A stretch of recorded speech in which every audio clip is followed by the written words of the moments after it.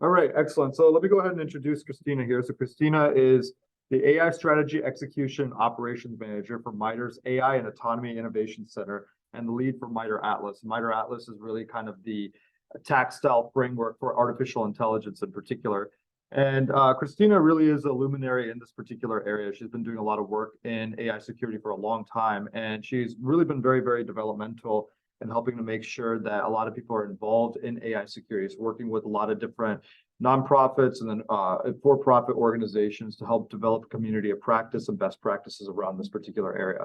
I knew Christina and have gotten to know Christina through our work on the AI risk database, AIRDB, which is a collaboration with Robust Intelligence. And this particular database is meaning to help collate all of the different types of risks that are associated with artificial intelligence so that people can go ahead and identify what are the issues with their AI models as they start to bring them into their environment. So Christina, thank you so much for joining us here. Really appreciate you taking the time to come out to beautiful Indiana during this time of year. We really look forward to hearing more about your thoughts on MITRE ATLAS and AI threat awareness. Awesome. Thanks, Sagar. All right. And as folks, I think, yeah, we've got like 8 participants online. Please feel free to jump in with questions as we're going through all of this. I want this to be as interactive as possible. Are the slides coming through online? Can someone confirm that? I don't see the red box anymore. Yeah, let me stop the share and then start it up again just to be sure. Okay, it should be good. Okay, cool. Right. Cool. Great. All right, Christina, please. All right. Well, thank you, Sagar. As Sagar said, I'm Christina Liaghati. I have been very fortunate to be kind of at the intersection of both the cyber community and the AI community as we've been building out this whole collaboration around MITRE ATLAS and the AI security world. So I'm looking forward to kind of talking through some of that background. Like I said, very interactive. Please jump in with questions, thoughts as we go through all of this.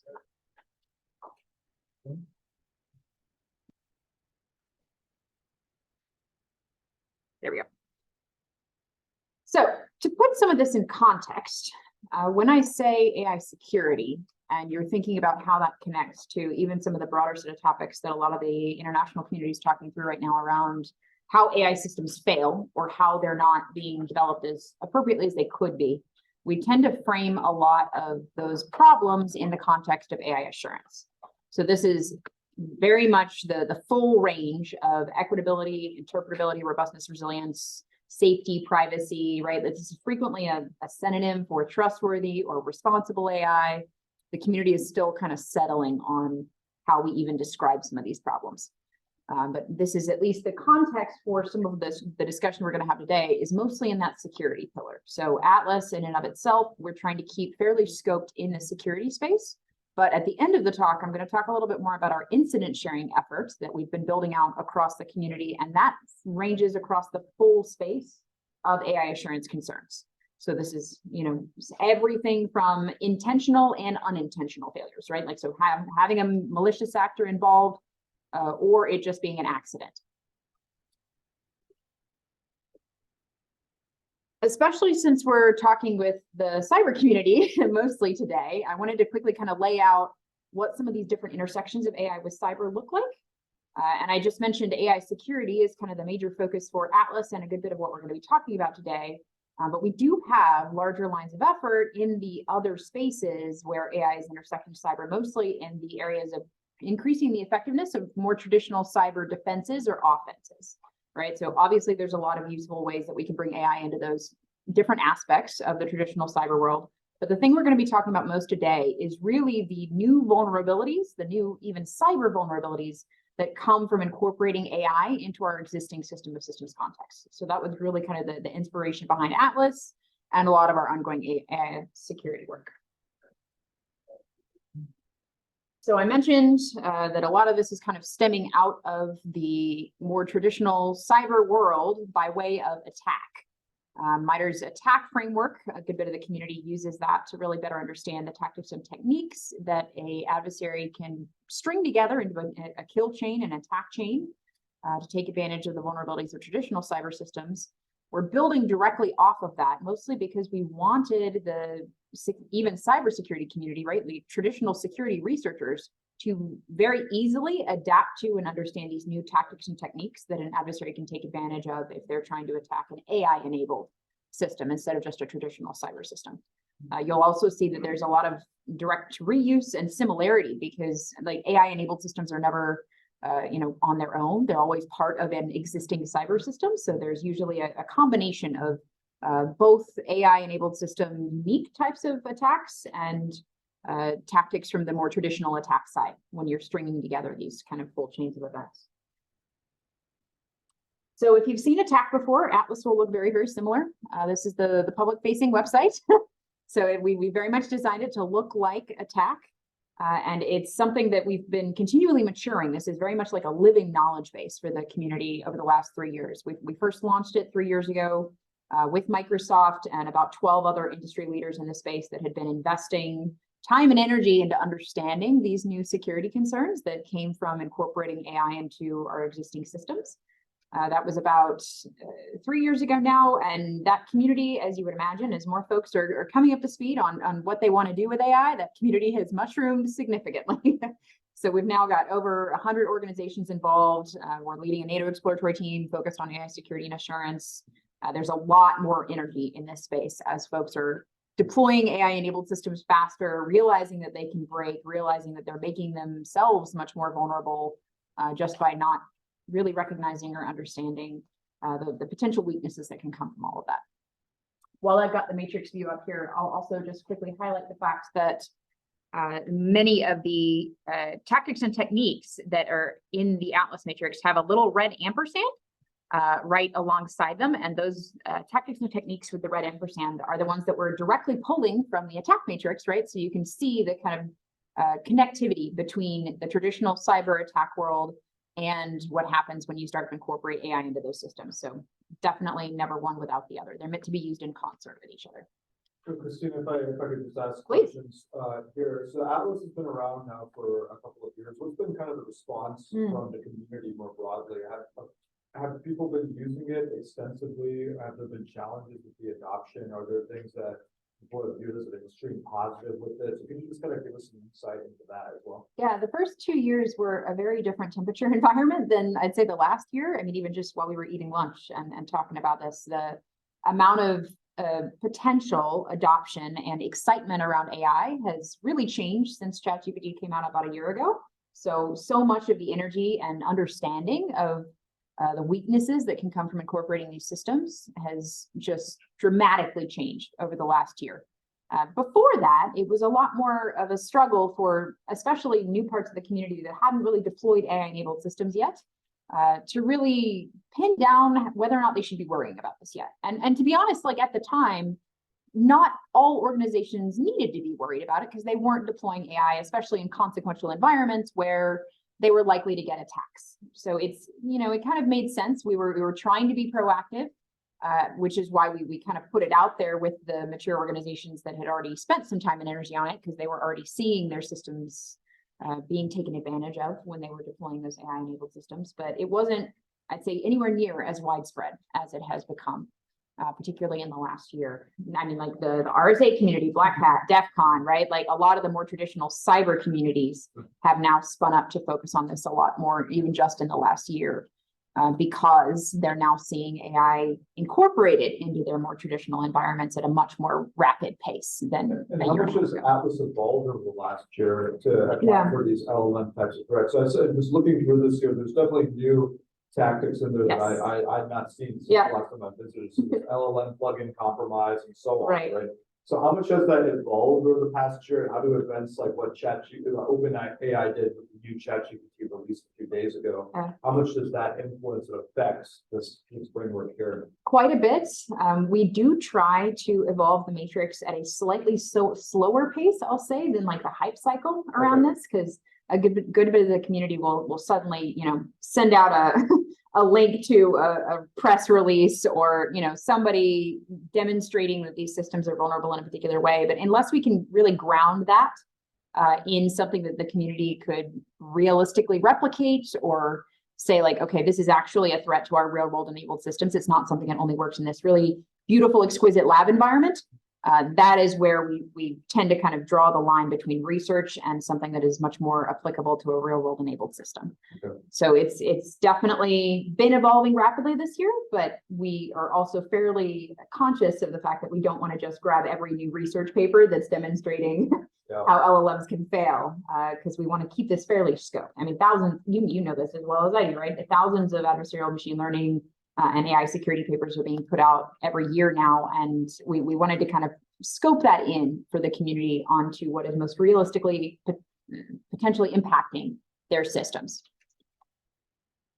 And we'll dive into more of the LLM techniques in a few minutes, because actually we pushed out some of the latest updates to this last week with some of the additions of case studies and a lot of that real world grounding that I was talking about.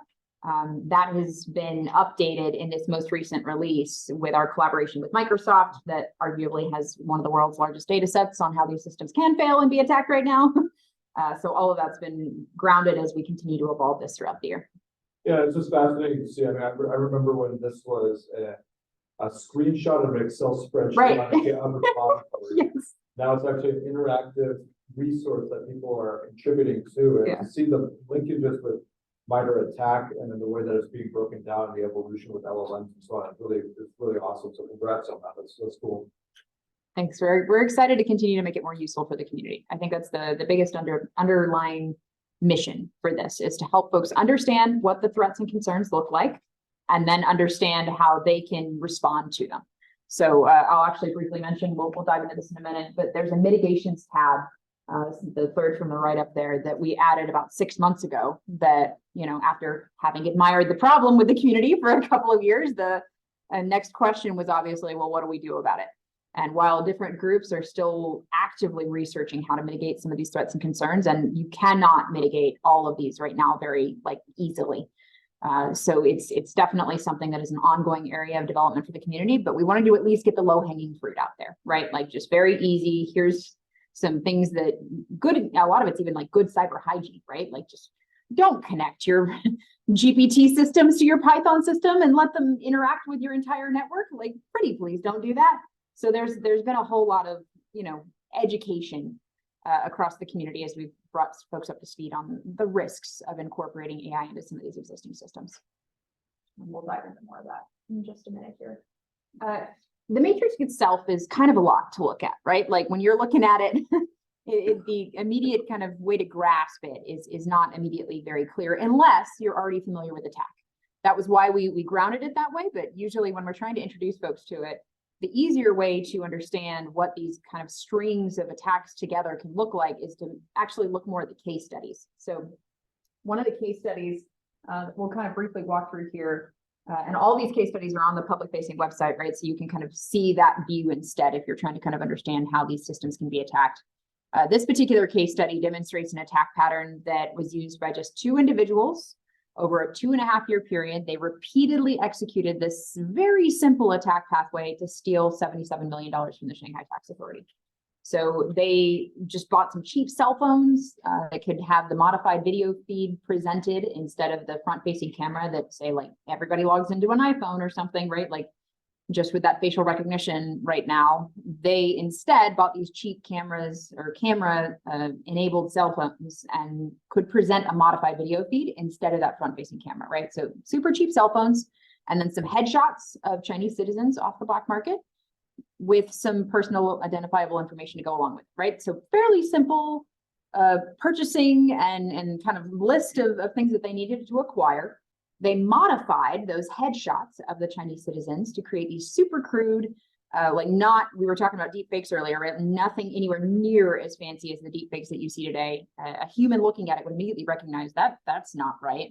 But it was enough to fool the facial recognition system, because they hadn't really, I'd say, made an informed decision in how they were deploying that facial recognition system to give citizens access to the Shanghai Tax Authority. So just super crude, like that headshot, slowly turning its head, blinking its eyes, and opening and closing its mouth was just enough to fool the facial recognition system and give them access, that privileged access, kind of more traditional, again, cyber attack pathway, in order to be able to fraudulently submit invoices and steal $77 million over that 2.5-year period.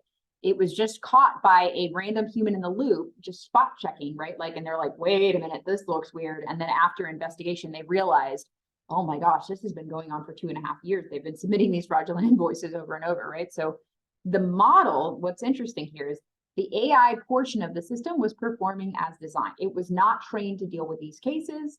They didn't kind of make that design decision when they were originally designing the model in the first place, right? So the model was performing as designed. The vulnerability came from how they were incorporating it, what they were trusting it with when they were bringing it into that larger cyber system of systems context. Yeah. So what is the way for perpetrators needed to have a moving face because the face recognition system expected face to be moving in order to prevent an attack they simply shows that's for them? Yes. Okay, Yes. so basically they were preparing for simpler attack, but overcome this. Correct. Yeah, the whole facial recognition system was designed to detect a human by way of like expecting the head to move around a little bit as it was interacting with the facial recognition system. So that's all that they needed to replicate was just a little bit of movement to fool the system. So underlying story, attacks are happening today, right? And with some significant impacts. So it's certainly something that we've seen continue to grow as folks kind of understand what some of these systems are vulnerable to. So one of the things that a lot of the community has been asking for, and now that, right, they've recognized, okay, this is a problem, how do I even know if my system is vulnerable? So a lot of what we had been developing even just over the last year was some low-hanging fruit red teaming threat emulation tools for the community to start to better understand if their personal systems, right, their organizational systems are vulnerable to some of these potential attack patterns. And Arsenal was one of the things that we pushed out about 9 months ago now in close collaboration with our friends at Microsoft, building off of their counterfeit tool, which is built off of the IBM ART tool, the Adversarial Robustness Toolkit. Really, the idea of doing that continuous build was to make it even easier for folks to pick up these threat emulation tools to better understand how their AI-enabled systems were vulnerable. And Arsenal is a plugin into the MITRE Caldera platform, which is kind of a larger existing threat emulation platform in the cyber community that is entirely open sourced for the broader community to test whether or not their systems are vulnerable to some of the more traditional attack, cyber-based tactics and techniques that an adversary can string together into a larger chain of events. And now this kind of initial version of the AI tactics and techniques has been pulled into that same environment, right? So Arsenal is our initial plugin. It's fairly early in development. This could be an amazing area for collaboration with researchers in the broader cyber community as folks are trying to better understand how these systems are vulnerable, because we really would love to expand that open source capability for the community to better understand more of the ways that they're vulnerable in deploying AI-enabled systems. Right now, this has just like a couple of adversary profiles in it, a model thief and a model evader. But we would love to continue building that out. We also have, go ahead, sorry. Yeah, sorry, Christina. So with Arsenal, is the goal to help map through how an attacker would go through the different types of tactics on the Atlas framework? Yes, and in direct connection with the existing tactics in the attack framework, because right now you can go through with Caldera and kind of chain together a series of events using those tactics and techniques in the attack matrix to build a threat emulation in Caldera. And we wanted to start incorporating more of the attack or Atlas-based tactics and techniques alongside those attack tactics and techniques to allow folks to start to attack even their AI-enabled vulnerability points inside that work. You're trying to map the adversary actions and emulations through multiple sets of frameworks, attack and Atlas, the ones that are nested, exactly. That's interesting. Yeah. The idea is that if you're, deploying a certain type of system and you're, say, a computer vision system, right? And you're wondering whether or not it's going to be vulnerable to some of these attack pathways. The idea is that you can actually go through and string together everything from initial access all the way to the end impact for, okay, am I vulnerable to this type of attack? And then actually run it against your system with that open source code. Yeah. We actually have some profile pieces that are not fully publicly exposed, like the initial access profile piece, because we don't really want to give this as a script kiddie level of instruction manual to a cyber attacker that wants to just start poking around systems. So there are a few layers that we don't fully expose to the public. But especially as we build those out, the idea is to share those with different members of the trusted community, right? Like at a minimum, our government sponsors, but if different researchers are trying to dig more into that side of things, then we could expose it to trusted partners, if you will, and not just, expose it to the world where malicious actors could get access to it. Speaking of additional latest Atlas developments, Sagar, you just mentioned the LLM attack vectors. We talked about mitigations just a minute ago.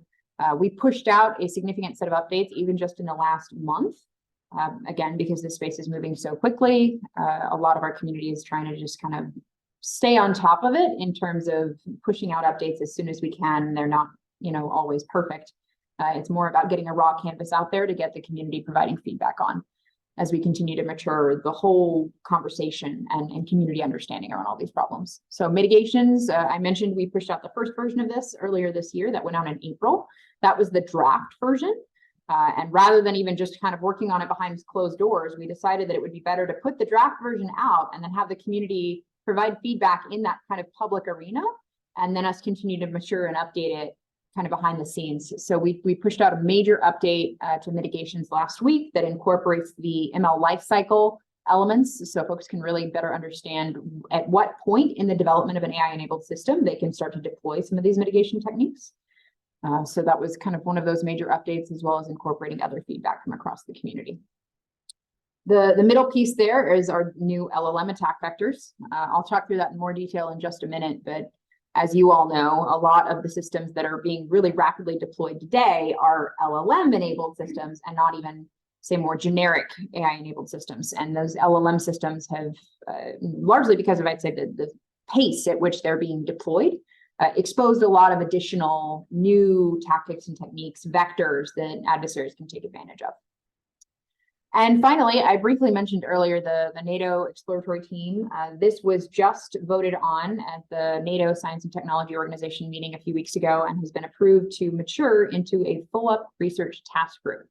And that is a 3-year engagement that we will be continuing to host across the international community, right? Like this isn't even just the government organizations, this is a lot of representation from each of the countries involved to be able to bring the entire community up to a kind of more standardized perspective of how we talk about these threats and concerns, what initial sets of recommendations we can put out across the community to help folks understand what they can do about it, and then really do some very deliberate deep dives in explaining and giving folks tools and capabilities to respond to AI security threats in specific.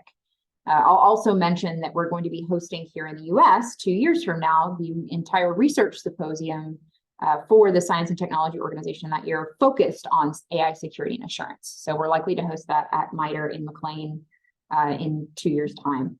But that'll be 2 years into the research task group, and we'll be deliberately kind of bringing the broader NATO community together to see what we've done so far in that 2-year period, and then get their feedback and shaping as we kind of wrap up a lot of these initiatives in that final year for the RTG. So how do you see the role of academic institutions participating in something like this? Because Mark, I could imagine Trusted CI would have a lot of interesting input on something. And I don't want to put words in your mouth, but I understand you guys are going through a lot of activities right now. But how do you see the academic community helping out with something like this? Yeah, we would absolutely love to get anyone that is willing to invest time into this involved, because right now it's a fairly straightforward process to get the national country representative to approve adding an additional collaborator to the research task group. And it would be great to have more of the center involved and get more of the community involved that's kind of even dealing from this in a more traditional cyber perspective, right? Because you're not going to solve this from, I'd say, one or even just say 2 or 3 disciplines, where as we're especially thinking about the larger AI assurance problem, there's concerns across not only the security layers, but the socio-technical layers, right? Like we're trying to bring in a pretty diverse community to deal with these problems at that kind of international scale. So would love to have you all more involved. So I think one other question I have, Christina, for you is the LLM attack vector part. Is this something that also is building upon what happened at DEF CON AI Village with the red teaming Yes. exercise, right? Because that was a big crowdsourcing exercise, basically have LLMs misbehave by Right. putting in weird, strange prompts and so on. Yes. So this seems to be more on the actual, like, how do we attack the LLM from a technical point of view, not prompt it with human prompts. So can you talk a bit about how that exercise falls into this particular framework, if at all? Yeah, the prompt injection pathway is a fairly new pathway that we've deliberately added in to the Atlas matrix. And I'll talk a little bit more about the tactics and techniques, but the Atlas update, the latest one that we pushed out this week, was largely underpinned by these 4 new case studies, really giving those different diverse perspectives on how these systems can fail. And I'll also clarify, the case studies are not designed to be the representation of all attacks currently happening in the AI security space. These are supposed to be fairly unique pathways for an adversary to string together a series of tactics and techniques to attack an AI-enabled system, right? So we're trying to kind of keep these narrowed in on fairly unique pathways. So someone can realistically go in, read the 2025 case studies, and have an immediate good understanding of the diversity of attack pathways that have been realistically strung together in these real-world environments. So this is, a fairly small number of case studies, but we think it's fairly representative of the realistic ways that these systems can be attacked. The prompt injection pathway that we were really deliberately digging into in the DEF CON AI Village community exercise, that really is a very helpful underpinning for the new tactics and techniques. I'll quickly jump forward to this, that we added into the Atlas matrix. So you'll see LLM prompt injection, both direct and indirect, has been one of the biggest adds under multiple tactics. So the things in yellow there are the techniques. Those are those sub-column fields, and then those roll up underneath tactics. So you'll see multiple implementations of these techniques, even in different tactic pillars, as we're continuing to show the community how much, say, prompt injection can be leveraged to enable some of these more traditional tactics and techniques across the matrix. So the DEF CON AI Village was a really useful data set that we've been using to, again, kind of ground these in realistic, real-world, achievable attack patterns. Was this a spear phishing with social engineering LLM? Yeah. That's an interesting one. Right. It again kind of enables a more traditional cyber attack pathway, and modifying how you're spear phishing using an LLM can definitely increase the effectiveness of a more traditional cyber offensive approach. So using LLM to generate the phishing content? Yes, Okay. or the other way around of using an LLM, say, to filter your inbox. And it not necessarily catching that something is a spear phishing attack, right? So the LLM in your inbox is vulnerable to these types of attacks, and the LLM can be used to increase the effectiveness of the more traditional attack pattern. I mean, I think a lot of organizations right now have even stated that the number of spam emails, right, like phishing attempts, have quadrupled. Like I've even heard the number like 50 times what it was 6 months ago, just because adversaries are so easily able to incorporate LLMs into how they're writing and developing and sending out, right? Like just one attacker can scale so much more effectively now using these LLMs. And I think that's what we're going to continue to see. We were talking a little bit earlier about misinformation and disinformation now with these LLMs, and that's going to accelerate a lot. Go ahead. So, I mean, I've read the MITRE ATLAS description and I'm finding it hard to separate out. Atlas is about securing the AI itself, not necessarily what techniques are possible because of AI, right? Is that correct? It's much more focused on securing AI-enabled systems, correct? Okay. Like that first slide of the 3 different pieces, it is definitely more focused on securing AI-enabled systems and less about the concerns that come from, because we were just kind of talking about Right. using I feel AI like we for keep cyber on, defense. Yes, like, exactly. diverging into Yes. what can we do with AI? Correct. Okay, I just want to make sure I understood Yes, correctly. Atlas is very focused on the vulnerability that comes from incorporating AI. All right. But a lot of our other research has expanded into these other areas, and whenever I talk to the cyber community, it just comes up You can naturally. use the AI against itself. Right. So, Exactly. The AI versus AI here piece is going to happen very quickly. So I think like the security definition is actually quite interesting. It's a AI red team exercise at DEF CON AI Village was very much about putting in prompts to have the model misbehave and spew out things like on how to build a bomb and how to do these Is that a security issue or is it a bias issue?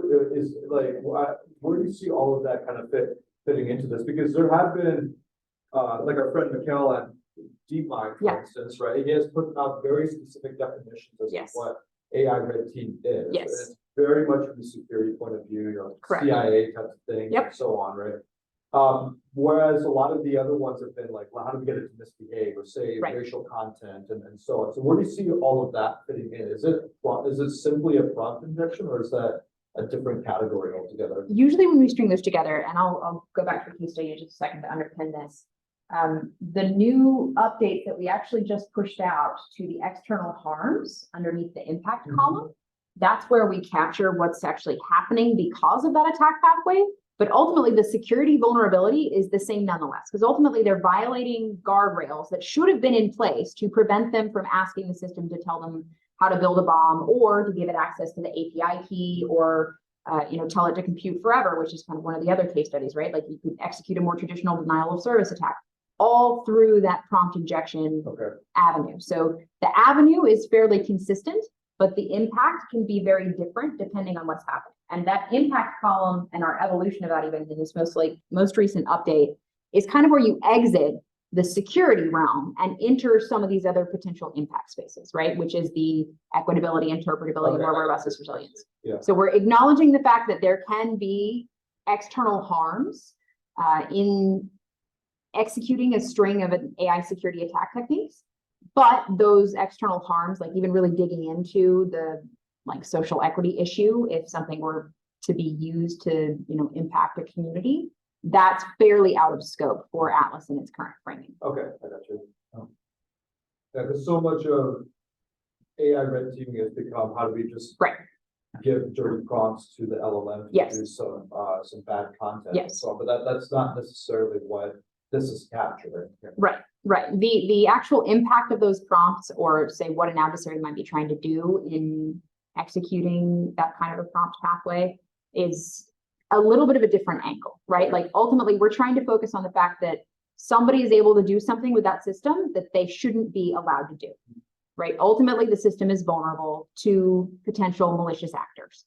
And that chain of events, whether it leads to a social equity harm or, an actual financial harm, right? Like that is where it kind of exits the Atlas matrix and you think about the larger AI assurance topic. Okay. So, We do tend to touch on a lot of both because of the larger incident sharing effort that I'll talk about in a minute that I briefly mentioned at the beginning when I was talking about kind of the full range of AI assurance. Yeah. So Atlas is focused on security, but a lot of the collaboration has naturally evolved to deal with the broader set of concerns as well. Mhm.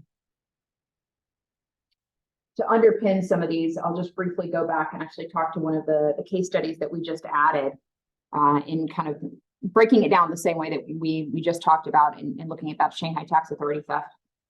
This was a model that was uploaded to Hugging Face, right? It's a fairly popular model, the GPTJ model.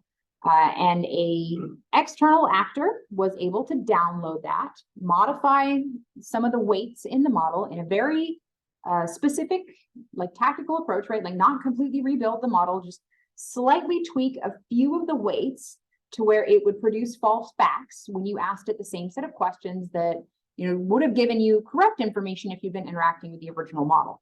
They were able, through that slight modification, to then re-upload that model with very similar performance parameters, right? So even if you were just going to do a performance benchmark analysis between the two models, you wouldn't have been able to see this change, but it was enough, that slight poisoning was enough that when they uploaded it back into the Hugging Face environment, which they were again able to successfully do, because you would have expected maybe that Hugging Face had some security protocols in place to detect this, but I mean, because it was again such a small tweak to the model weights, it was not something that they could detect.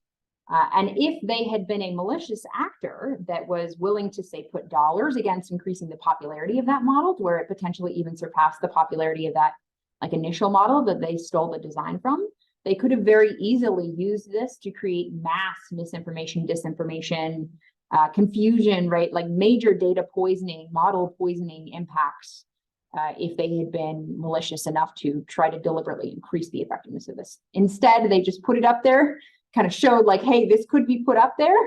And then we're going to cordon it off because we don't actually want people to do that. But I mean, again, they went through all the steps that a malicious actor would have had to go through in order to effectively use it for that kind of harm. The other challenge that talks to, and why we include red teaming exercises like this in Atlas right now, is because the difficulty of detecting an attack like this is like astronomical at the moment. Like there would have been, obviously Hugging Face didn't catch it, right? There would have been no way for us as a community to know this had happened unless we had seen red teamers replicating it in this kind of a realistic real world environment. So that's why we have to still be very much including both these realistic red team exercises and the attacks that are actually happening in the wild, like the Shanghai Tax Authority attack.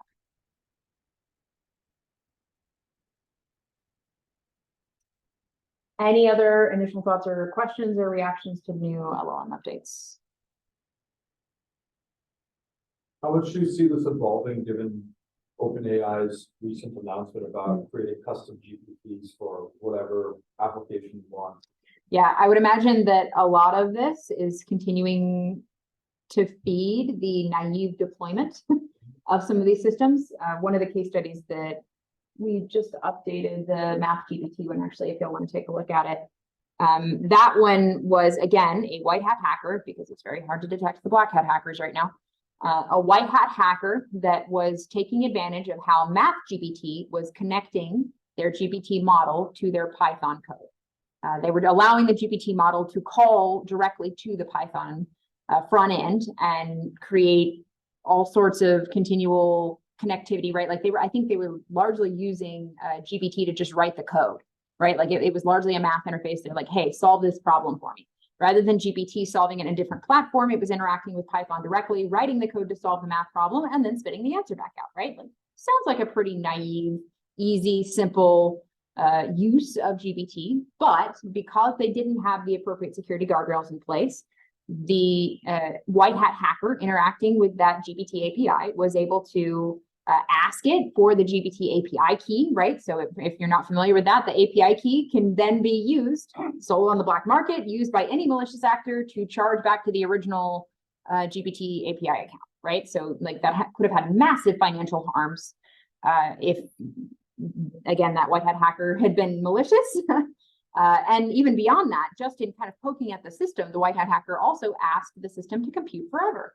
And it turned out to be a more traditional denial of service attack. It brought their servers down for a couple of days, right? So, I mean, just super simple things that should have been put in place as guardrails around these systems were not put in place as folks were deploying these systems very quickly at the very beginning of this year. And I would imagine that as these systems become more tailored, right, like folks continue to implement them in these really fast and cool ways, it's going to continue to expose a lot of these vulnerabilities that folks just didn't think about, right? I mean, like it's kind of funny. It's like we've started back to the basics. Everybody forgot that security was a thing, and they're just kind of throwing these toys out into the wild, thinking like, "Oh, this will be cool," and not realizing how vulnerable it's making. That happens with every paradigm Right. shift in computing. Exactly, it's hilarious. I'm like, Forget about cell phones, everything. internet, right? Do it on Like, it. how many times are we gonna have to do this? That I was telling Scott Shackelford in his car, I was like, you know, we're due for another paradigm shift in computing. Here it is. Yep. And we're doing the same Surprise. mistakes that we always do. Yeah, and AI is massive in Yeah. terms of what's happening. So in terms of like mobile was big, Right. and it was adopted very quickly. And then internet was pervasive, and that was adopted over a long period of time. But what we're seeing with AI right now is that it's pervasive Right. and is being adopted extremely quickly. Yes.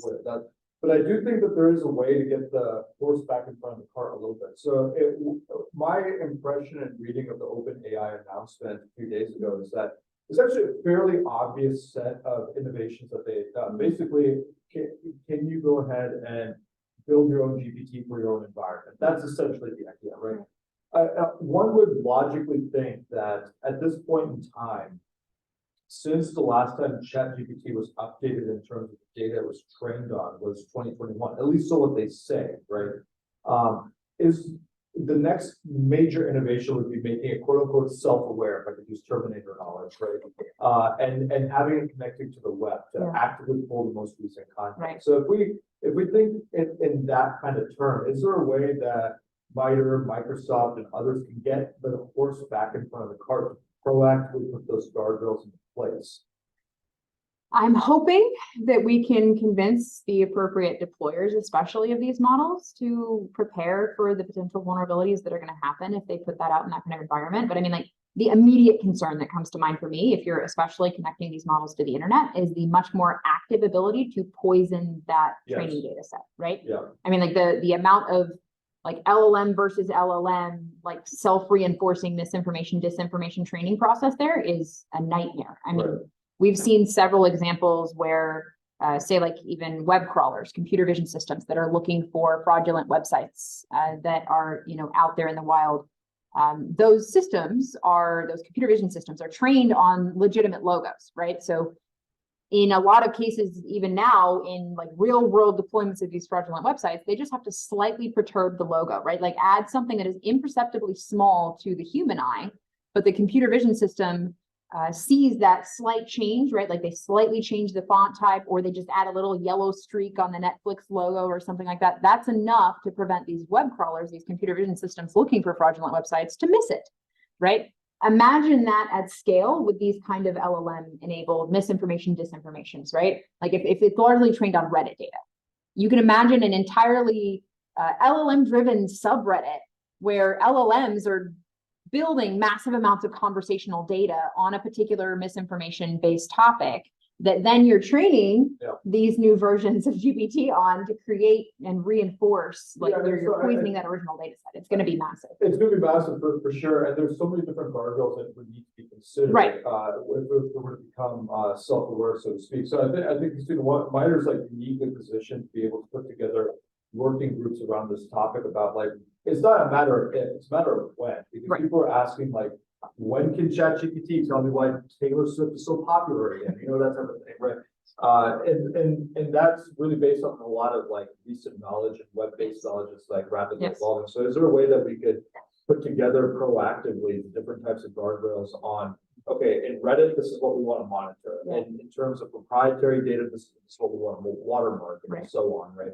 That could be a very interesting exercise, actually. Yeah. So that when the day comes that OpenAI says, okay, we're self-aware now, the guardrails are already in place. Yes, exactly. Unfortunately, many of the community members that are dealing with this problem on a day-to-day basis have been very willing to work with us and the broader community in better understanding some of these threats and concerns. It's always going to be a really hard balance between their, say, product development teams just wanting to get these systems out fast because the pace right now is insane. But at least there are some very good security researchers and like active folks in each of these organizations that are deploying these systems right now that are trying to stay on top of it from a threat perspective.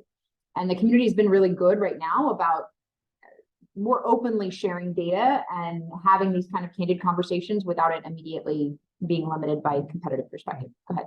Here's a question. So let's say if you had to take a cynical, pessimistic viewpoint Yes. towards LLMs, when do you foresee LLMs being able to spout misinformation and disinformation due to cyber adversaries, specifically poisoning it? Is this a 1 year inevitability, 2 year inevitability, or do you think that the defense can be preemptive to curtail or mitigate it entirely? They could be doing it right now and we just don't know about it. That's exactly what this case study talks to, is that they could be poisoning these models. Malicious actors could be poisoning these models today and we just can't detect it. I think this question is more about how, like, are they using it for disinformation campaigns today? We've seen it happen. Yes, it is definitely happening. The ability to detect how often it's happening and how rampant it is, that is very scarily limited right now. Yeah. You can detect ChatGPT voice in like very specific scenarios, but all they have to do is run that through a synonym generator or something, right? To slightly change the output, run it through another LLM, right? To slightly rewrite the Word document. And you can't even tell it was written by a language model anymore, right? Like this is incredibly challenging to detect that whether or not these systems have been manipulated. And the models, I would just, as we were just talking through this case study, right? Like those slight weight tweaks, there is no real easy way for us to detect that these systems have been poisoned or, messed with right now. And if they're very targeted like this. So it's going to be pretty challenging for a little bit. And we were talking a little bit earlier, right? Like getting ready for the major election next year, right? As these systems continue to evolve, the potential pathways for an adversary to take advantage of the deployment of these systems and even just the public reliance on them could be pretty scary as we continue to see them deployed in these rapid environments. So, that's the pessimistic side. Optimistic side is that the folks deploying these systems are at least recognizing that potential risk, and they're working with us to mitigate that as much as possible, right? Where we're actively trying to come up with mechanisms to detect, put those watermarking, model signing, different types of guardrails in place. Even just the AI bill of materials piece of this is quite a bit of a collaboration that we've been spinning up across the community to describe what the systems were trained on in the first place, right? Like who labeled the data set? Where was it trained, right? What was the original model design do? Funnily enough, there's not even like consistent language across the community about how we describe those core elements of these systems. So increasing that standard discussion of what was put into the model in the first place, and then how they're vulnerable, what it's been tested against, how it's like known to be biased in these different ways. Those are going to have to be pieces that we continue to collaborate on as a community, but it's not done yet by any stretch. What's the motivation for the disparate sub-communities to coalesce and to work together to integrate and create some type of strategy? To prevent these types of attacks, poisoning. A good bit of it is reputational risk.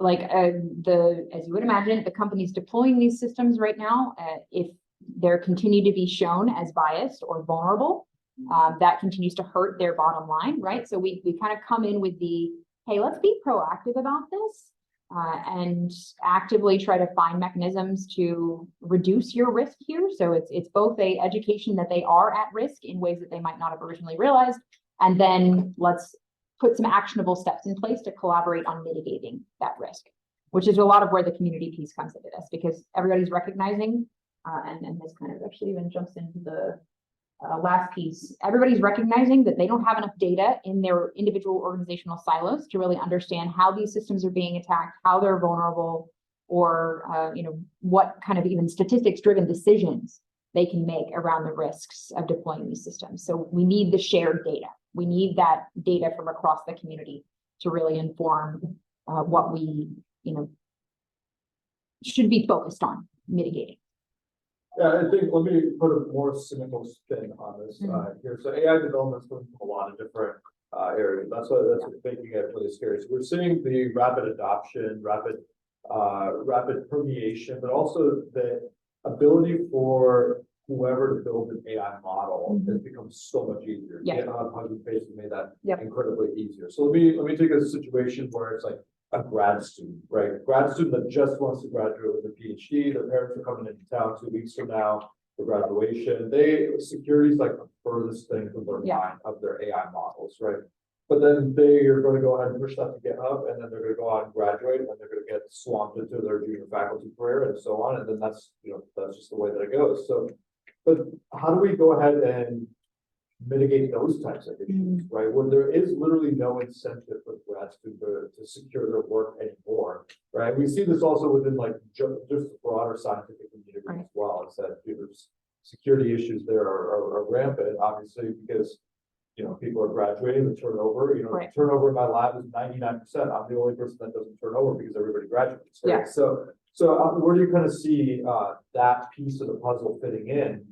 Because a lot of it, the academic community actually is making significant innovations in AI as well. It's not just, that ChatGPT of the world and so on. Yeah, exactly. I think this is the exact same problem the cyber community faced as it was becoming a community at the very beginning of those phases, say 20, 30 years ago. I don't think you're going to train all the same thing as was the case when cyber was the community, like software developers, in this case, AI developers, to become security researchers, right? Like, I don't think that's not going to be a realistic way to scale this. So instead, much of the success that we've seen is increasing the diversity of the teams at the original phase of designing an AI-enabled system to be used in consequential environments, right? So, for example, in that case you just gave, where it's like a grad student pushing a model out, like that's probably not going to harm anybody if it's just being used in, say, low consequence, like low risk scenarios.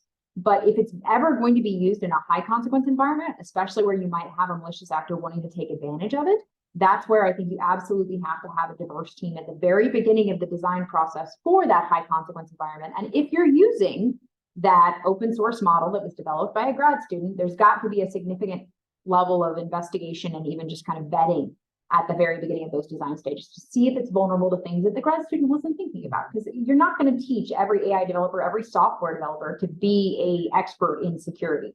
There's at least a minimal level of education that we've got to bring the entire community up to here, I think, just to make folks aware of how these systems come with inherent risks. But I don't think that's going to be the inherent way to fix the problem. You can't just teach them all to be aware of how these systems could create bias or be vulnerable to security attack pathways. Okay.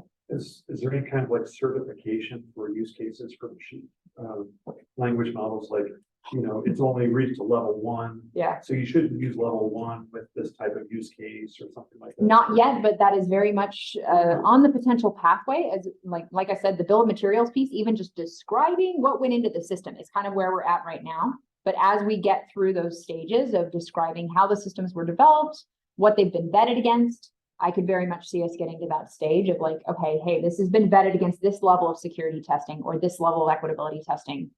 So really there's a little kind of bit an more indicator standard. to the people who are Right. developing and utilizing those things. Exactly. Like, hey, this is not a good thing. Yes. It's not UL listed Yes. or whatever. And honestly, that's a lot of where SOGRs in our collaboration is centered right now, is even just in kind of identifying how these systems are vulnerable in that kind of public arena. The AI risk database that we've been collaborating on has the potential to be used as a even just kind of baseline scanning tool. As we start to incorporate some of the scanning capabilities from across the community right now that are already open source, they're just not really strung together in like a holistic capability to point at a new model or point at something on Hugging Face and see if there's an executable file embedded in that model somewhere. Because when folks, researchers in the community have already demonstrated that you can embed a malicious executable file into a model, something that should be very easy to look for, and then upload it to Hugging Face successfully. Already happened. So like there's some very easy baseline things that we could and should be doing already as a community. And that's part of what we've been collaborating on to make folks more aware of. So, you know, that's some initial starting points here, but I think as you're raising the point of where this could mature, I think there will be in the future probably more specific recognitions of how a system has been trained in this environment, or, you know, that kind of certification level. Hopefully we get there sooner rather than later, but who knows how long it's going to take, because that would require a significant overhaul, even of just how these public models are put out there, right? Hugging Face, the adaptation in that environment would have to be significant to support something like that. I think the president's EO recently, to a great extent, can actually factor in what you just raised. You know, try to build some certain graded levels of, because I think the AI red teams work and everything also somewhere has to be reported, or somewhere it has been known in the system. It just cannot be happening in the air. Yeah, right now it's happening without any real oversight. But the EO specifically calls out that testing has to be reported. Now, even the effectiveness of that testing right now isn't great. So it's not like we can even like test for all of these vulnerabilities really well at the moment. Like certainly there's no like easy security or even like bias scanning tool, right? Like the socio-technical aspects, especially of some of these problems that the EO was specifically talking about, are hard to test for in an automated fashion. So it's right now, that's why the red teaming piece keeps coming back up.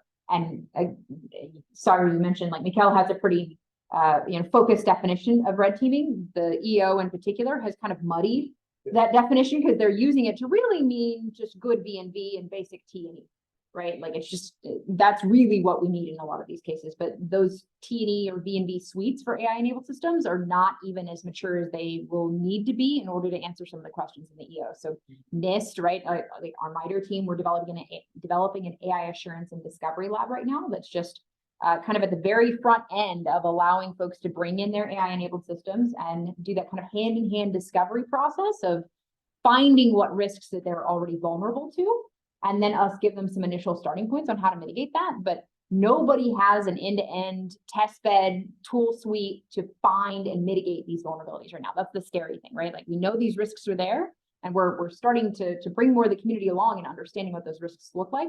But it's going to require a significant community lift mitigate a lot of these in a much more, easy, consistent fashion. I have a question. There are three phrases mentioned earlier: security awareness, public arena, and make folks more aware of. These folks, are they the end users who use these models, or are they the developers that deploy the models? All of the above.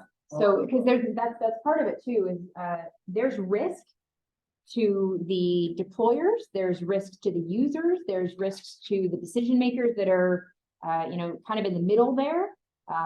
Actually, in our incident sharing community collaboration right now, we're actually working on describing those incidents in the frame of mind of multiple different users that would be potentially having risk associated with using these systems, right? So, and by using, I don't just mean even like building and deploying. I mean like the public that might never know that the system is even there, right? Like imagine in the IRS, right? Or some sort of other government system using AI in how they're taking in or evaluating all these different mechanisms for the public to interact with the government. The public might not even know that there's an AI-enabled system on the other end of that, but it's having a potential impact on their lives. So there's quite a few layers of potential risk here as well. And some of that's going to require just public awareness and education of the fact that these systems are they're there.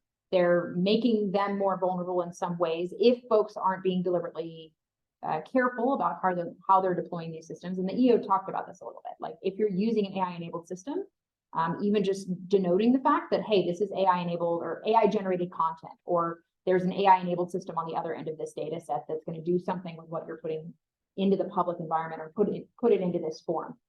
So I think we're getting closer to making folks more aware of how AI is already being used in their environments or touching their daily lives, but it's going to take a lot, I think, to get the entire public community aware of the fact that they're already vulnerable in these different ways. What are some ideas on how to apply this to the public community? Like how to educate them a little bit more on what's happening. I mean, the same thing that CIS is doing right now, and even just the security awareness campaign, right? Like on the radio or on TV, you might have seen a commercial.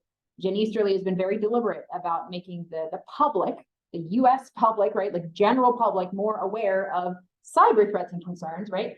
If you get a phone call that sounds like your daughter, right? Maybe come up with a safe word or something so you can verify that's actually your daughter saying that, hey, mom, I've been kidnapped. Can you send $5 million to this bank account? Right? Been doing that with my family for 10 years. Yeah. So, I mean, like that's what's crazy is folks that are in the People are like, security "Why?" space already, right? But they don't necessarily realize that they're vulnerable to that today. If somebody's determined to take advantage of their naivety, they can. So I think that's part of it is we might just have to continually expand the security information awareness campaign beyond traditional cyber domains right now into more of the what happens when AI is touching your life kind of environment, which it already is in most people's cases. Yeah.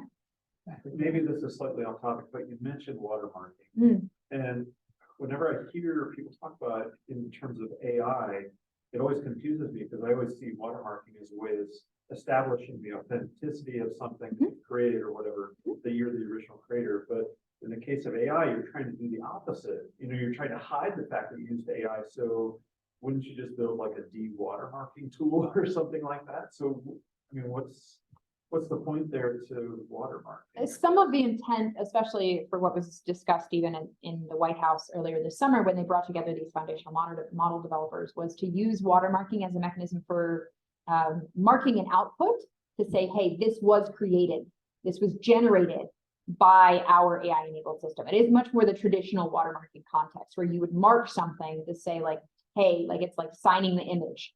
You would mark it even in something that's not perceptible to the human eye, but say if you were to run a computer vision checker back over an art piece that had been generated to say like, oh yeah, this has got these like few little, like a QR code kind of thing, like in this teeny tiny portion of the picture that marks it as generated by Dolly or something like that. So does that then mean that the watermarking technique has to remain secret?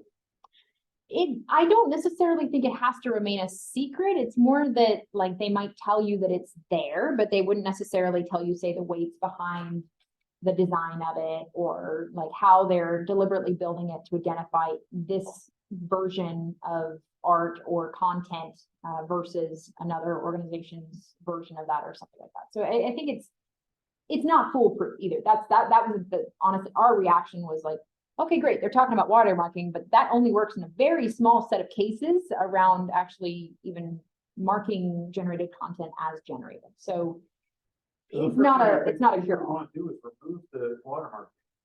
Right? If they know it's there, or if they know how to find it, right? Like even just saying, hey, all of our content's watermarked, that doesn't necessarily even mean that the humans interacting with it would be able to find it in the image. But that probably means that the techniques need to remain a secret for it to be effective. At least the Right. weights and the design parameters. Yes, Okay. the development of it could be a little bit more of a community understanding of like, this is how you watermark something. But Is that accounted for in the Atlas, like in the category? no, because Okay. it's not something that we've really seen taken advantage of yet. Like how the watermarking could be vulnerable, honestly, because it's not being used very much. Okay. There is a little bit of actually pretty interesting like adversarial perturbations added to some deployments of AI generated images right now, or even like not AI generated images, but images that would be vulnerable to AI trying to interact with it, like CAPTCHA. Right? Like you're logging into a CAPTCHA page right now. Frequently now, even just in the last couple of years, they've continued to deploy this. You'll see some kind of graininess over the top of the image that looks weird.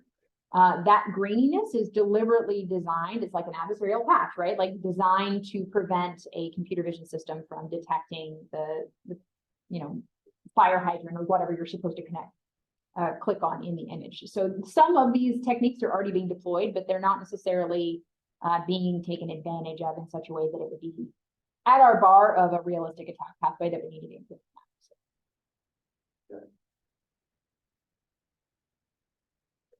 It's hard to take advantage of.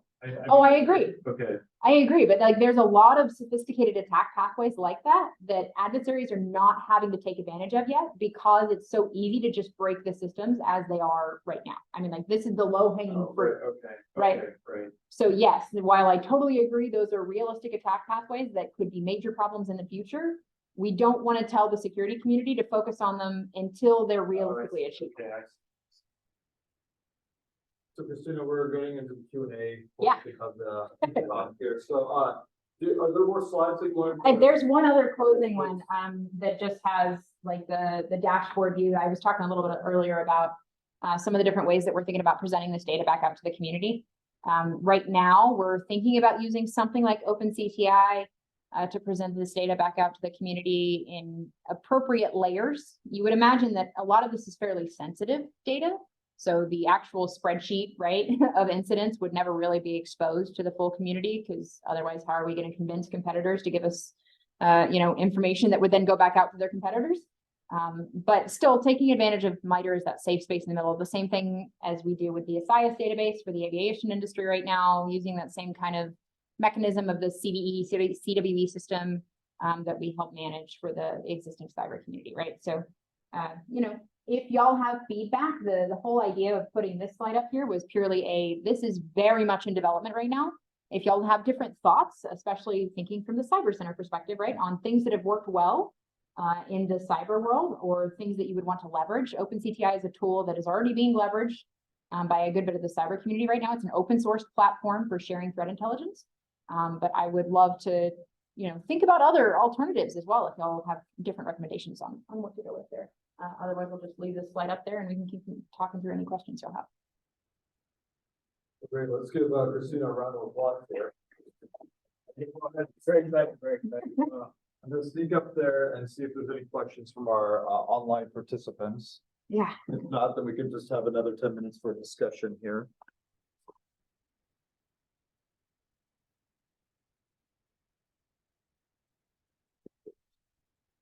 I mentioned about the growing community while Sarkis pulling this up.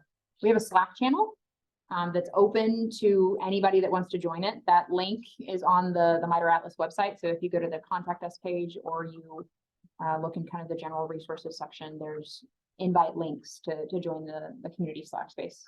And a lot of the NATO community, the even international industry and government groups are in there. So cool spot to just at least keep an eye on what's happening. So Christina, where do you see the role of higher education in all of these cool initiatives that you guys are doing? Yeah, I think at a minimum, helping us figure out what we need to change in communicating some of these threats and concerns to the community, like bringing the students up to be able to like bolster the workforce and dealing with these problems, right? Like everything from, I'd say, the building the community itself by way of bringing more students in this environment, kind of show them the impact, the need for them to be in this space is going to be huge from higher education. The whole community collaboration around like what's realistically achievable. There's kind of two sides of this, right? Like there's the kind of cutting edge future research on how these threats can, happen in the wild. I think that's something that education is, or academia in general, right? It's always at the cutting edge of. So those are going to be really important for us to keep an eye on in the future. But then also having that balance, right? Like if your group was deciding on one or the other, it could be really cool to have more researchers kind of at that cutting edge of what's impacting real world systems today, right? Like looking at the systems as they've been deployed right now and just poking at them to see what you can effectively achieve in those system environments. Because that's been honestly so much of what's underpinned our awareness of how these systems can be attacked right now. And then, of course, like as you get different groups up to speed on, what you can do to take advantage of these vulnerabilities right now, the next obvious approach is building mitigations. And that's going to be huge, I think, for our entire research community, because as I've said a few times, it's hard to detect these threats that are happening. It's really hard to mitigate them. And the workforce in this environment right now is tiny. That has a good understanding of both sides. So if y'all can help us continue to build the workforce, build the understanding of what those realistically achievable threats look like, and then how to mitigate and detect them, that's going to be huge. I think a new generation of security audit is. Yeah. Yeah. It's always going to have direct connectivity and overlaps with the cyber environment, because like I said, AI systems are never going to be separate from cyber systems, but I think it is going to require a bit of a different mindset. And it's definitely, we've tried to make a lot of this material very accessible to the cyber community, kind of coming up to speed on it from that direction. But I think we're going to need an even bigger diversity of perspective on dealing with the broader set of problems, even outside of security. Yeah. Let's say the aim of education is to notify, educate future students who could enter into the workforce. Mm-hmm. How early is it, or how soon can you approach and engage students to orient them towards cybersecurity? Is this something that you can implement in K through 12 curricula? I would love to do that. And then what about elementary school? Like how soon can you expose them to these types of concepts so that they can assimilate the knowledge and garner some type of interest? Yeah. Feel that way. At least the risk awareness, given how even in elementary school, right? Like elementary age kids are understanding the power of AI. I think there needs to be a somewhat hand-in-hand component of that, of the risks of AI, right? Because imagine, like, I haven't had kids yet.